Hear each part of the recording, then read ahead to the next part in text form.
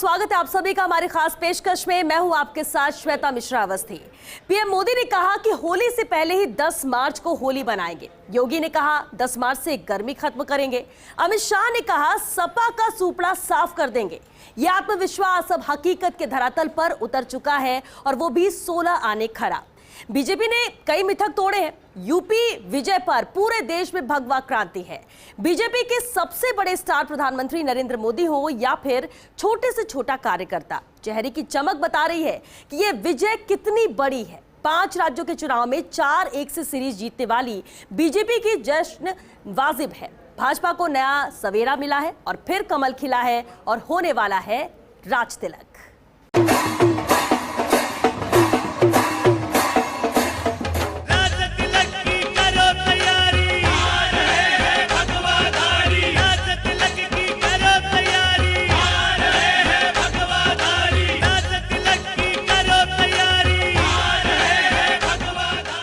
राज तिलक की करो तैयारी, आ रहे हैं भगवाधारी। ये नारा फिजाओं में ज्यादा जोर से गूंज रहा है। भाजपा ने जो जीत हासिल की है उसके सामने राजनीति का हर गणितज्ञ चमत्कृत है। यूपी की सियासत में ये नए युग का आगाज है। बीजेपी का शंखनाद ये बता रहा है कि अब ये क्रांति यही नहीं रुकने वाली। भाजपा के विरोधियों के लिए ये दुस्वप्न है। यूपी में भाजपा की जीत की भविष्यवाणी तो हर कोई कर रहा था, लेकिन वास्तव में जीत इतनी प्रचंड होगी किसने सोचा था। सिर्फ यूपी ही नहीं, उत्तराखंड, गोवा, मणिपुर, हर राज्य में भगवा आंधी चली और विरोधियों को पैर उखड़ गए। ये रिपोर्ट देखिए। भगवा परचम लहरा रहा है, कार्यकर्ता खुशी से झूम रहे हैं। अस्ताचल में जा चुके सूरज की लालिमा बीजेपी नेताओं के चेहरों पर उतरी है। ये विजय का उत्सव है, ये अविस्मरणीय है। इस विजय की चाहत किसे नहीं होती, लेकिन ये नसीब उसी को होती है जिसमें मोदी, शाह और योगी जैसा करिश्मा होता है। बोलिए भारत माता की, भारत माता की। स्वागत है, स्वागत है, स्वागत है, स्वागत है, स्वागत है, स्वागत है, स्वागत है, स्वागत है। यह अद्भुत है, यह चमत्कार है, यह भगवा उदय है। यूपी के बदलते सियासी मिजाज का दस्तावेज है। विकास के योगी मॉडल, डबल इंजन की रफ्तार, माफियाओं पर बुलडोजर की मार और हिंदुत्व की उजली चमकार पर मुहर है। ये राजनीति के जानकार ये देखकर अचंभित हैं कि अगर ये सच है तो राजनीति में कोई किंवदंती झूठी नहीं है। उत्साह का दिन है, उत्सव का दिन है। ये उत्सव भारत के लोकतंत्र के लिए है। मैं इन चुनावों में हिस्सा लेने वाले सभी मतदाताओं को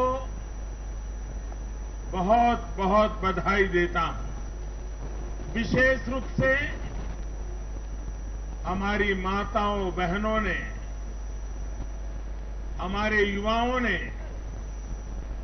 जिस प्रकार भारतीय जनता पार्टी को भरपूर समर्थन दिया है, वो अपने आप में बहुत बड़ा संदेश है। को जहां जहां सेवा करने का मौका मिलेगा, हम हर योजना के जो हकदार हैं उनके लिए 100% सैचुरेशन, यानी काम को 100% पूरा करना, हर गरीब तक हर सरकारी योजना का लाभ पहुंचाना, ये 100% की कल्पना करना 2 दशक से ज्यादा समय सरकार का काम करने के बाद मैं कहता हूं, ये बहुत बड़ी हिम्मत की है मैंने। ये जीत बीजेपी के लिए कई मायनों में बड़ी है। इस जीत ने भगवा खेमे के उज्जवल भविष्य की पटकथा लिखी है। 2024 का रोड मैप तैयार किया है। भाजपा जानती है यूपी विजय का महत्व क्या है। इस विजय का विश्लेषण तो हर कोई अपने अपने तरीके से करेगा, लेकिन इतना तय है कि 2024 में बीजेपी का कॉन्फिडेंस कितना हाई होगा यह समझा जा सकता है। एक और दिल्ली मुख्यालय में जश्न मनाया जा रहा था तो दूसरी ओर पार्टी के लखनऊ कार्यालय पर विजय की होली मनी, जिसमें सीएम योगी, पार्टी अध्यक्ष स्वतंत्र देव सिंह, डिप्टी सीएम केशव प्रसाद मौर्य और दिनेश शर्मा सभी मौजूद रहे। सीएम योगी ने विजय पर कार्यकर्ताओं को बधाई दी, प्रधानमंत्री मोदी को श्रेय दिया और आने वाली जिम्मेदारियों के लिए कार्यकर्ताओं को सजग भी किया। भाइयों बहनों, प्रधानमंत्री मोदी जी के यशस्वी नेतृत्व में आज पूरे देश के अंदर उत्तर प्रदेश, उत्तराखंड, मणिपुर और गोवा में भारतीय जनता पार्टी की प्रचंड बहुमत की सरकार बनने जा रही है। इन 4 राज्यों में प्रधानमंत्री मोदी जी के विकास और सुशासन को एक बार फिर से जनता जनार्दन ने अपना आशीर्वाद दिया है। मैं इस अवसर पर सबसे पहले आदरणीय प्रधानमंत्री जी का, आदरणीय राष्ट्रीय अध्यक्ष जी का, माननीय गृह मंत्री जी, माननीय रक्षा मंत्री जी और अपने उन सभी नेताओं का हृदय से अभिनंदन करता हूं। इस चुनाव में योगी का कद कितना बढ़ा है ये समझा जा सकता है। यूपी में भारी जीत के साथ ही योगी का चेहरा अब भाजपा के केंद्रीय नेताओं के रूप में देखा जाने लगा है। योगी की वापसी ने यूपी राजनीति के इतिहास में कई नए पन्ने लिखे हैं। यूपी में 37 साल बाद किसी सरकार ने फिर सत्ता में वापसी की है। पीएम मोदी तो यूपी में पहले चरण की रैली में ही कह गए कि यूपी में फिर से भगवा लहराने वाला है। पीएम मोदी ने भी यूपी की चुनावी रैलियों में योगी के शासन की तारीफ की। एक बार फिर मोदी शाह की रणनीति ने यह साबित कर दिया कि बीजेपी की सोच को आज के समय में कोई भी पार्टी टक्कर देने वाली नहीं है। Bureau report, first India news. 5 राज्यों के चुनाव परिणाम बीजेपी के लिए होली और दिवाली एक साथ लाए हैं। 4 राज्यों में पार्टी की प्रचंड वापसी ने नेता से लेकर कार्यकर्ताओं तक को झूमने पर मजबूर कर दिया है। बीजेपी फिर एक बड़ी जीत के साथ सरकार बनाने को तैयार हो गई है। बीजेपी की जीत का मूल मंत्र है पार्टी की सधी रणनीति, विरोधियों पर तीखे प्रहार और सबसे बड़ी ब्रिगेड के साथ चुनाव प्रचार। भाजपा ने साबित कर दिया कि उनके पास न सिर्फ सियासत के सबसे बड़े महारथी हैं, बल्कि उनके पास हथियार है, धार है, रफ्तार है, मुद्दों को भुनाने की काबिलियत है। वो हथियार क्या है जिनके आगे यूपी से लेकर मणिपुर तक भगवा खेमे के सामने कोई टिका नहीं? इस रिपोर्ट में देखिए। बीजेपी की इस प्रचंड जीत में ब्रांड मोदी का चेहरा, अमित शाह की रणनीति, योगी की आक्रामकता और राजनाथ, जेपी नड्डा जैसे नेताओं के सधे हुए हमले विपक्ष झेल नहीं पाया और यूपी, उत्तराखंड, गोवा और मणिपुर में चमत्कार कर दिया। बीजेपी की इस जीत में ऐसे तमाम फैक्टर हैं जिनकी आंधी में विरोधियों के पैर उखड़ गए। इन फैक्टर्स पर एक एक करके नजर डालें तो सबसे पहले बात करेंगे सोशल इंजीनियरिंग की। भले ही भाजपा को आज भी सवर्णों की पार्टी कहा जाता है, लेकिन आंकड़े इसके उलट हैं। भगवा खेमा जिसकी जितनी साझेदारी उसकी उतनी हिस्सेदारी के फॉर्मूले पर आगे बढ़ा और सत्ता से संगठन तक एससी, ओबीसी और सवर्ण वर्ग की सोशल इंजीनियरिंग कर डाली और नतीजा सबके सामने है। दरअसल बीजेपी ने टिकट वितरण में हर वर्ग का ख्याल रखा। 68% सीटों पर पिछड़ों, दलितों और महिलाओं को टिकट दिया। बाकी बची सीटों पर सवर्ण वर्ग के लोगों को टिकट दिया। Yadav minus OBC, Jatav minus SC पर पकड़ बनाई। जिसकी जितनी भागीदारी उसकी उतनी हिस्सेदारी फॉर्मूला लागू किया। सत्ता से संगठन तक ओबीसी को बराबर नेतृत्व दिया। बीजेपी की सोशल इंजीनियरिंग की झलक देखनी है तो लोकसभा 2019 में भाजपा के 113 सांसद ओबीसी से हैं। 2019 के लोकसभा चुनाव में 57.5% प्रत्याशी ओबीसी एससी से रहे।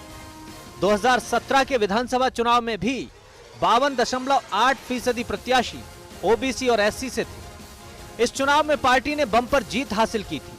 2020 में इन्हीं वर्गों से 50% पार्टी पदाधिकारी बनाए। योगी आदित्यनाथ की मंत्रिपरिषद में ओबीसी एससी से 48.1% मंत्री बने। 35.6% जिलाध्यक्ष भाजपा के इन्हीं वर्गों से ताल्लुक रखते हैं। जो पहले सवर्णों की पार्टी कही जाती थी, वो अब सर्व समाज की पार्टी बन गई। बसपा के कमजोर होने का फायदा भी बीजेपी को मिला। दलित वर्ग का झुकाव बीजेपी की ओर हुआ तो ओवैसी के आक्रामक प्रचार से भी बीजेपी को बढ़त मिली। अब बात बीजेपी के हिंदुत्व के मुद्दे की। भले ही भाजपा विकास के मॉडल को आगे रखकर जनता से मुखातिब हो, लेकिन हिंदुत्व के मुद्दे पर पार्टी ने अपनी पकड़ पहले से ज्यादा मजबूत की। राम मंदिर से लेकर विश्वनाथ कॉरिडोर तक का उद्घाटन हो या मथुरा को नया मुद्दा बनाने की कोशिश, बीजेपी का इस मुद्दे पर बराबर फोकस रहा। हिंदुत्व बीजेपी के सबसे प्रमुख मुद्दों में से एक है। अयोध्या में भव्य राम मंदिर का जिक्र हर मंच से किया गया। बनारस में विश्वनाथ कॉरिडोर का उद्घाटन, मथुरा में कृष्ण जन्मभूमि मंदिर का मुद्दा उछला। सीएम योगी ने 80 और 20 की लड़ाई की बात कही। यह बयान 80% हिंदू और 20% मुसलमानों से जोड़कर देखा गया। लव जिहाद पर यूपी में कानून बनाए गए। कांवड़ यात्रा का स्वागत और सुविधाओं पर फोकस रहा। अपने हर मंच से योगी आदित्यनाथ ने अखिलेश यादव पर कब्रिस्तान के विकास का तंज कसा। इसमें कोई शक नहीं कि उत्तर प्रदेश जैसे देश के सबसे ज्यादा जनसंख्या वाले राज्य में विकास की दरकार लंबे वक्त से रही। प्रदेश के युवा रोजगार की तलाश में अलग अलग राज्यों में भटकते नजर आते हैं। ऐसे में बीजेपी ने विकास का खाका खींचकर प्रदेश के युवा मन में उम्मीदें जगाईं और विकास के मुद्दे को बीजेपी ने इन चुनावों में भुनाया। विकास की बात करें तो योगी सरकार में विकास के नए आयाम बने। प्रदेश में सड़कों का जाल बिछाया गया। जेवर समेत प्रदेश में 5 एयरपोर्ट का शिलान्यास लोकार्पण हुआ। Purvanchal, Bundelkhand, Gorakhpur Azamgarh link expressway, Ganga expressway का निर्माण हुआ। लखनऊ में डिफेंस एक्सपो आयोजन के जरिए यूपी में कई हजार करोड़ का निवेश हुआ। आवास योजना, ग्रामीण आजीविका मिशन, मनरेगा, पीएम सड़क योजना, पेयजल योजना, इन योजनाओं पर फोकस किया गया। शिक्षा के लिए नए नए स्कूल खोले गए। विदेशी निवेश के लिए माहौल बनाया गया। रक्षा उत्पादन के लिए डिफेंस कॉरिडोर बनाए गए। बीजेपी को चुनावों में कमजोर विरोधी होने का फायदा भी मिला है। यही वजह रही कि 5 साल सत्ता में रहने के बाद भी प्रचंड बहुमत के साथ योगी आदित्यनाथ एक बार फिर सत्तासीन होने जा रहे हैं। विरोधी पार्टियों के सामने कैडर की कमजोरी और नेतृत्व की कमी साफ नजर आई। मुख्य मुकाबले में खड़ी समाजवादी पार्टी के पास अखिलेश यादव के अलावा कोई चेहरा था ही नहीं। पार्टी के मुख्य रणनीतिकार मुलायम सिंह यादव अब उम्र के तकाजे के चलते हाशिए पर हैं। अखिलेश के चाचा शिवपाल ने भले ही समझौता कर लिया, लेकिन पूरे चुनाव के दौरान विश्वास की कमी दोनों ओर नजर आई। पिछले वक्त में बीएसपी की ताकत आश्चर्यजनक रूप से कमजोर हुई और जहां तक कांग्रेस का सवाल है तो ये पार्टी जमीन पर पहचान के लिए संघर्ष कर रही है। ऐसे में बीजेपी को कमजोर विरोधियों का भी फायदा मिला। 2014 से प्रदेश में भाजपा का उदय हुआ। पार्टी ने लगातार 2 लोकसभा चुनाव में जबरदस्त सीटें हासिल की। 2017 के विधानसभा चुनाव में भी प्रचंड बहुमत हासिल किया। बीजेपी के पास प्रदेश से लेकर केंद्र तक बड़े नेताओं की लंबी लाइन है। प्रदेश में खासतौर से मायावती की पार्टी बसपा कमजोर हुई। दलित वोटर्स ने बीजेपी की ओर रुख किया। समाजवादी पार्टी आपसी कलह से जूझती रही। मुलायम सिंह यादव हाशिए पर चले गए। सपा में नेतृत्व के नाम पर रह गया सिर्फ अखिलेश का चेहरा। शिवपाल यादव से समझौते के बावजूद भरोसे की कमी रही। कांग्रेस को अब भी प्रदेश में सियासी जमीन की तलाश। पार्टी के पास संगठन और नेताओं की भारी कमी है। सिर्फ महिलाओं को हिस्सेदारी के नाम पर प्रियंका मैदान में उतरी, लेकिन कांग्रेस को कुछ हासिल नहीं हुआ। यूपी में गुंडा राज और माफिया राज लंबे वक्त से पनपा। पिछले 5 साल के दौरान प्रदेश में योगी सरकार ने क्राइम और करप्शन पर सख्त कार्रवाई का संदेश दिया। योगी आदित्यनाथ ने अपने चुनाव प्रचार में भी बार बार कहा कि माफियाओं से कोई समझौता नहीं किया जाएगा, उनके ऊपर बुलडोजर चलाया जाएगा। इलेक्शन में बीजेपी ने इस मुद्दे को खूब भुनाया। घबराने की आवश्यकता नहीं, सरकार बीजेपी की ही आ रही है, धूम धड़ाके से आ रही है। 80 बनाम 20 का पूरा तय हो चुका है। 80% सीटें भारतीय जनता पार्टी जीत रही है और मैंने तो इसीलिए प्रदेश भर के जितने भी बुलडोजर थे सबको अभी से मैंने मरम्मत के लिए काम पे लगा दिया है। मैंने कहा अगले एक महीने के अंदर इनको मरम्मत करके ठीक करो। इनकी आवश्यकता 10 मार्च के बाद पड़ेगी। और भाइयों बहनों, अब तो इस बुलडोजर पर हमने आर्टिफिशियल इंटेलिजेंस का भी एक उपकरण नया लगा लिया है। ढूंढ करके माफियाओं को ढूंढो और निसंकोच एक हाथ पर विकास की छड़ी और दूसरे हाथ पर बुलडोजर का स्टीयरिंग लेकर के पूरे प्रदेश के अंदर घूम पड़ो। हम विकास भी कराएंगे और माफिया प्रवृत्ति के तत्व जो इन 2-3 महीनों में फिर से अपना फन उठाने का कुत्सित प्रयास कर रहे हैं, इनको फिर से उनकी सही जगह भेजने का इंतजाम भी करेंगे। और इसी के लिए भाइयों बहनों, आज मैं आपके पास आया हूं। असल में योगी आदित्यनाथ की क्राइम के खिलाफ सख्त छवि बनी। अपराधियों के खिलाफ पुलिस को खुली छूट मिली। प्रदेश में कई अपराधियों का एनकाउंटर किया गया। प्रदेश में क्राइम की घटनाओं में कमी नजर आई। माफियाओं पर भी सरकार ने सख्ती दिखाई। भूमाफियाओं के खिलाफ कुर्की की कार्रवाई की गई। माफियाओं की संपत्ति को बुलडोजर चलाकर ध्वस्त किया गया। लेकिन इस जीत में एक बड़ा योगदान डीबीटी योजनाओं का भी है। असल में यूपी में बड़ी तादाद ऐसे लोगों की है जो गरीबी रेखा के नीचे गुजर बसर कर रहे हैं। कोरोना काल में लोगों के सामने जब 2 निवाले का संकट आया तो यूपी सरकार ने डीबीटी यानी डायरेक्ट बेनिफिट ट्रांसफर स्कीम के जरिए लोगों के खाते में न सिर्फ पैसा भेजा बल्कि इन लोगों के घर घर राशन पहुंचाया।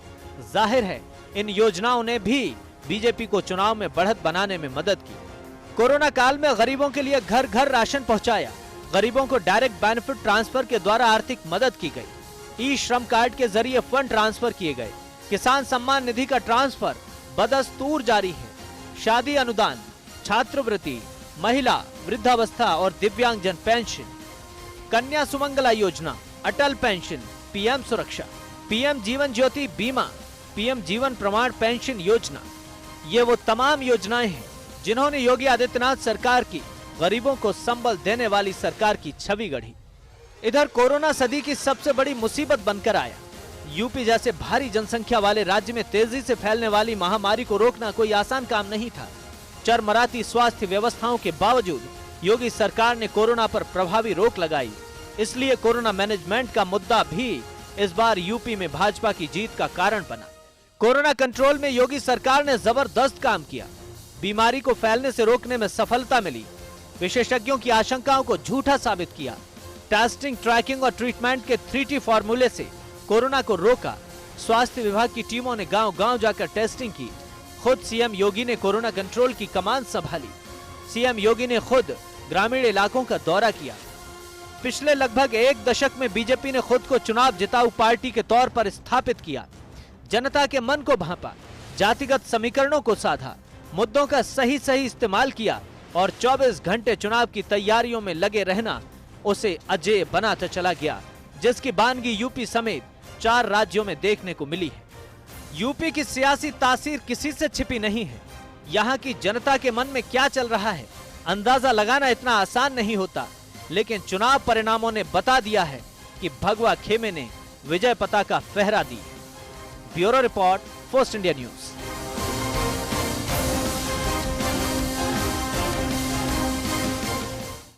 चलिए यहाँ रुकेंगे एक छोटे से ब्रेक के लिए। जल्द लौटेंगे इस ब्रेक के बाद। आप बने रहिए हमारे साथ।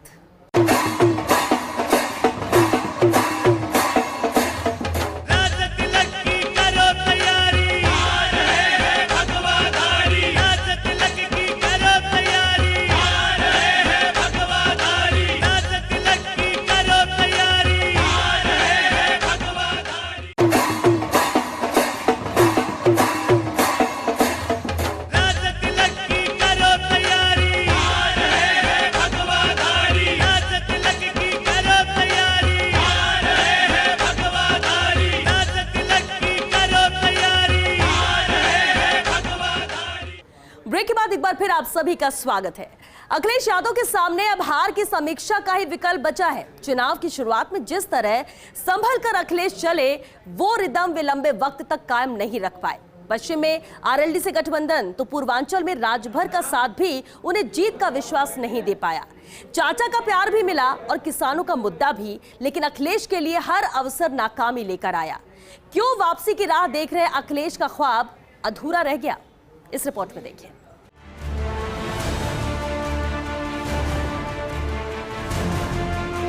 दावे तो 400 पार तक के थे, लेकिन नसीब में सिर्फ हार आई।